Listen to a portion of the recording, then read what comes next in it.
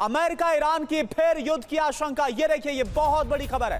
America ने मध्य पूर्व में अपनी तैनाती बढ़ा दी है। ट्रंप ने यूएसएस जॉर्ज बुश को मध्य पूर्व भेज दिया है। 5 दिन में मध्य पूर्व पहुंचेगा अमेरिकी युद्धपोत। लेकिन सवाल यह है कि क्या जो अमेरिका है वो इस युद्ध को आगे बढ़ा सकता है, क्योंकि कहीं ना कहीं डोनाल्ड ट्रंप के हाथ साल 1973 का जो अमेरिका का युद्ध कानून है उसके तहत भी काफी बंधे हुए हैं।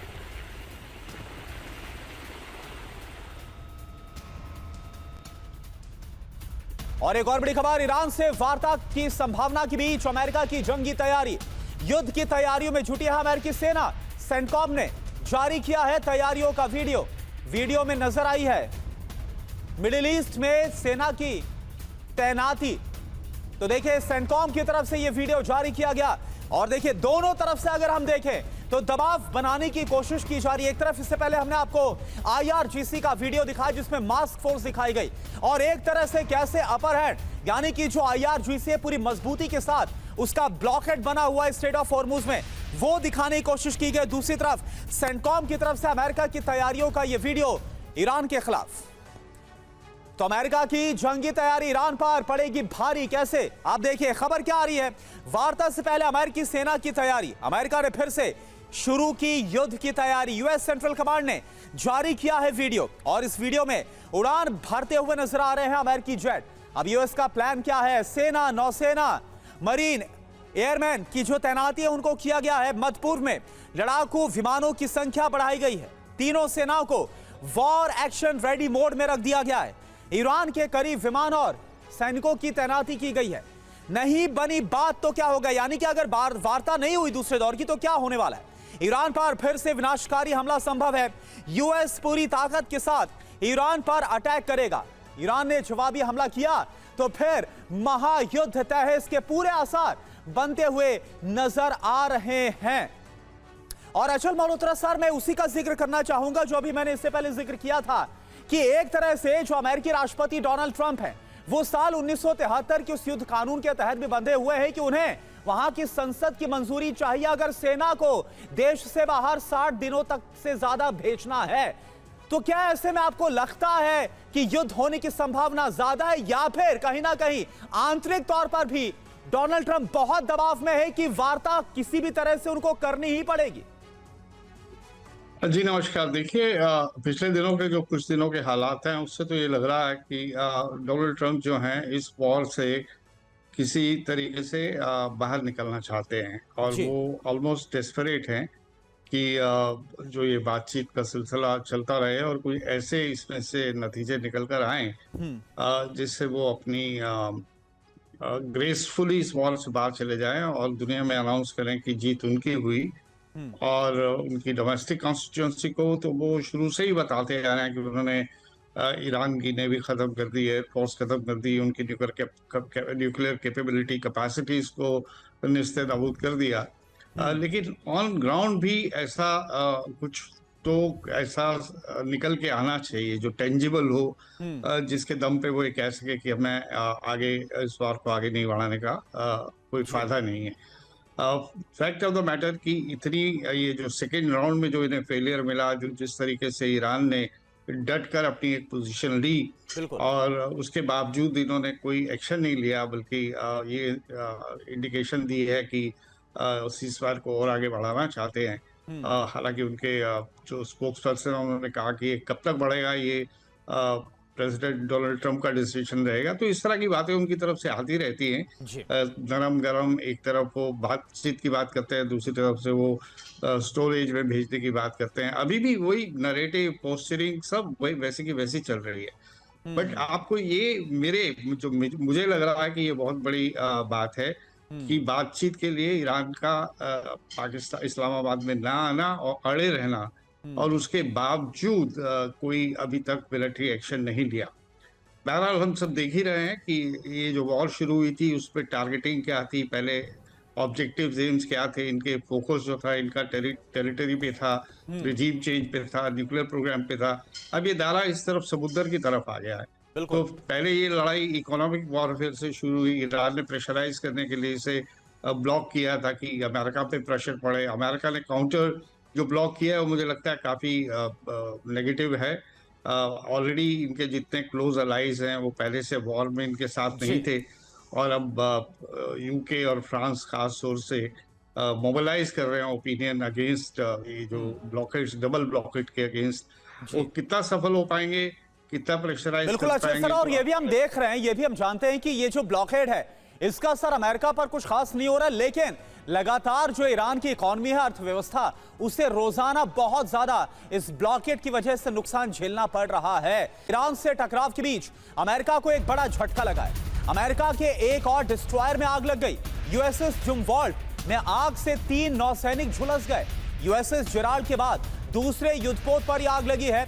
मिसिसिपी के शिपयार्ड में जुमवॉल्ट में यह आग लगी है। ये देखिए, आपको तस्वीर आपको दिखा रहे हैं। यूएसएस जेराल्ड के बाद यह दूसरा युद्धपोत है और यह मिसिसिपी का शिपयार्ड है। यहां पर एक डिस्ट्रॉयर खड़ा हुआ था और इस दौरान इसमें आग लग गई।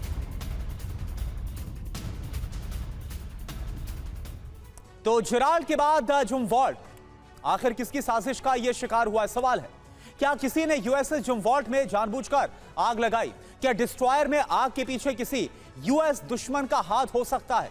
दावा क्या है? मिसिसिपी के पास्का गौला शिपयार्ड में खड़ा था जुमवॉल्ट। यूएसएस जुमवॉल्ट को अपग्रेड और मरम्मत किया जा रहा था। डिस्ट्रॉयर में आग लगने की घटना की जांच फिलहाल हो रही है।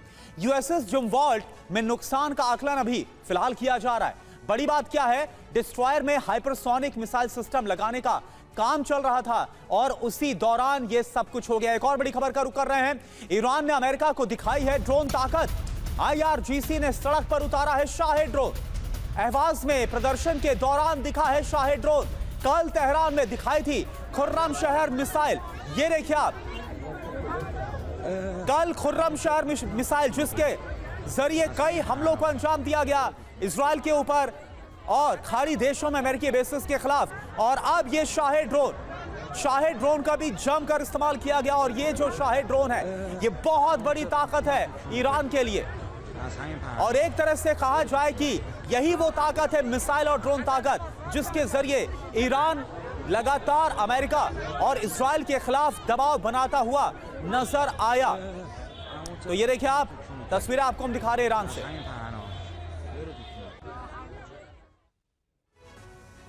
तो ईरान का बारूदी प्रदर्शन अहवाज तेहरान में क्या हुआ है आप देखिए। अहवाज में शाहिद 136 ड्रोन को दिखाया गया है और तेहरान में क्या हुआ, यहां पर खुर्रम शहर 4 मिसाइल को उतारा गया लोगों के बीच में इस दौरान प्रदर्शन में। और क्या जानकारी, अमेरिका को एक बड़ा मैसेज, एक बड़ा संदेश इसके जरिए दिया गया क्या कि ईरान के पास अब भी कई शक्तिशाली हथियार मौजूद हैं। हम अमेरिका और इजराइल पर बड़े हमलों के लिए तैयार बैठे हुए हैं। ट्रंप की धमकियों और नई नई शर्तों के आगे हम झुकने वाले नहीं। अमेरिका की शर्तों पर ईरान कभी भी वार्ता नहीं करने वाला है, यह साफ संकेत है। ब्रिगेडियर विनोद दत्ता सर, अभी 2 दिन पहले एक रिपोर्ट आई थी कि अभी 70% जो मिसाइल स्टॉक है वो ईरान के पास बचा हुआ है। बड़ी संख्या में जो ड्रोन ताकत है वो भी ईरान के पास बची है। तो क्या आपको वाकई में लग रहा है कि डोनाल्ड ट्रंप तो बार बार इस बात का दावा कर रहे थे कि वहां की सेना, हथियार, सब कुछ हमने तबाह कर दिया, लेकिन ये जो हो रहा है, जिस तरह से खुलेआम ड्रोन और मिसाइल का प्रदर्शन किया जा रहा है, क्या तैयारी आपको नजर आ रही है? देखिए, ईरान की जो कैपेबिलिटी है वो करीब 70 से 75 मिसाइल्स पर मंथ बनाने की है, और उसको जिस तरह से इमदाद मिल रही है, जैसे चीन और रशिया से भी उसको मॉरल सपोर्ट है और सामरिक तौर पे भी उसको सपोर्ट है जी। तो ये बताता है कि अच्छा, दूसरा ये जो टैक्टिकल पॉज हुआ है बीच में, इसमें भी ईरान को अपने आप को कंसोलिडेट करने का मौका मिला है। बिल्कुल। उसके जो लो टेक्नोलॉजी वेपन्स हैं, जैसे ड्रोन्स हैं और इस तरह के जो हथियार हैं, उसका प्रोडक्शन जो असेंबली लाइंस हैं वो काफी डीप रूटेड हैं और काफी अंदर हैं। वहां तक अमेरिका, ठीक है, उसने स्टील इंफ्रास्ट्रक्चर को कम कर दिया है, बाकी जगह उसको नुकसान पहुंचाया है, लेकिन वो अभी भी कारगर हैं। और जो ड्रोन्स वगैरह हैं, इसमें कोई बहुत ज्यादा हाई टेक्नोलॉजी वेपनरी की जरूरत नहीं है या असेंबली लाइंस की जरूरत नहीं है। तो इन सब चीजों को देखते हुए ईरान ने अपने आप को दोबारा रीग्रुप किया है और वो मतलब अमेरिका के ऊपर इस तरह के हमले करने के लिए पुनः अपने आप को रीइंफोर्स कर चुका है। तो ये बताता है। और दूसरा देखिए, जिस तरह से पूरे विश्व को अब एनर्जी क्राइसिस में अमेरिका ने झोंक दिया है, खासकर चीन के अपने इंटरेस्ट हैं। वैसे ही उसकी इकोनॉमी करीब 2 या 3% से ही ग्रो कर रही थी, तो अगर ये इस तरह की एनर्जी क्राइसिस होती है और ईरान से सब्सटेंशियल ऑयल वो लेता था, तो यकीनन चीन भी प्रत्यक्ष या अप्रत्यक्ष रूप से इस युद्ध में शामिल होगा और ईरान की मदद करेगा। बाकी के देश भी, अब देखिए यूरोप के कई देश ऐसे हैं जो अमेरिका के खिलाफ हो चुके हैं। तो ये बताता है कि साहब किस तरह से बिना सोचे समझे, अच्छा ट्रम्प साहब के जो दावे हैं वो अक्सर गलत रहते हैं, वो मतलब उनके दावों में कोई सत्यता नहीं है, वो खुद ही अपने जो स्टेटमेंट है उसको कॉन्ट्राडिक्ट करते हैं। तो ये कहना कि साहब ईरान, बिकॉज ईरान कोई स्मॉल पुश ओवर नहीं है कि साहब आपने उनको धकेल दिया। बिल्कुल, और आपने सही कहा ट्रम्प के दावों को लेकर, तो ईरान ने भी कहा था कि ट्रम्प तो एक घंटे में 7 झूठ बोल देते हैं, बहुत बड़ी बड़ी बातें बोलते हैं, लेकिन उसका कोई आधार ही नहीं होता है। एक बार फिर से आऊंगा आपके पास सर, एक बड़ी खबर का रुख कर रहा हूं।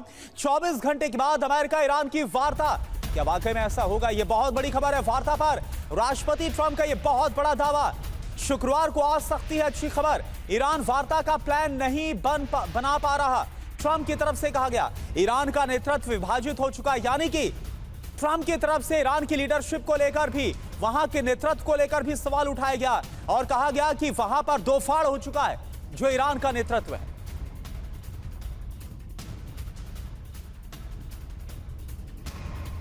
तो 24 घंटे का काउंटडाउन देते हुए नजर आ रहे हैं डोनाल्ड ट्रंप।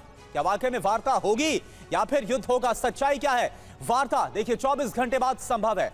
सीजफायर अनिश्चितकाल के लिए फिलहाल बढ़ा दिया गया। आपको याद होगा कि मंगलवार को ही ये जो सीजफायर उसको बढ़ाने का ऐलान किया गया। ट्रंप का दावा क्या है? दूसरे दौर की वार्ता शुक्रवार या फिर उसके आसपास 72 घंटे की टाइमलाइन की बात कल करते हुए नजर आ रहे थे, यानी कि इस टाइमलाइन के अंदर, डेडलाइन के अंदर वार्ता हो सकती है।